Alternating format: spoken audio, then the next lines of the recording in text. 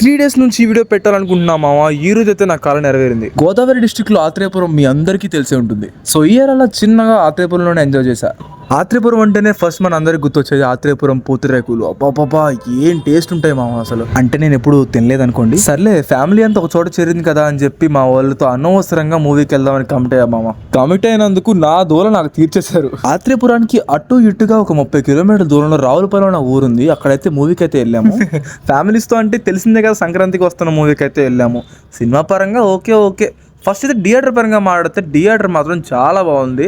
రావులపాలెంలో ఇలాంటి థియేటర్ కట్టడం అంటే అది ఇంకా మాటలతో చెప్పాలని విషయం. And ambience was too good. And cinema గురించి మాట్లాడితే సంక్రాంతి టైంలో వచ్చిన రీసెంట్ మూవీస్ లో వాటికంటే ఇది కొద్దిగా better. These actors done they job very well. ఇంకా ఇంటర్వెల్ టైంలో తెలిసిందే కదా, ఫ్యామిలీ ఉంటే ఖచ్చితంగా పాప్కార్న్ తీసుకెళ్లాల్సిందే. సో తినేసి సినిమా అవగొట్టేసి దగ్గరలో ఉన్న ఎగ్జిబిషన్ కి అయితే స్టార్ట్ అయ్యింది. ఇదే ఏరియాలో ప్రతి ఇయర్ ఇలా జరుగుతుందంట. ఇక్కడ డాన్స్ కాంపిటీషన్స్ ఇంకా చాలా ఎగ్జిబిషన్ లాగా పెట్టి చేస్తారంట.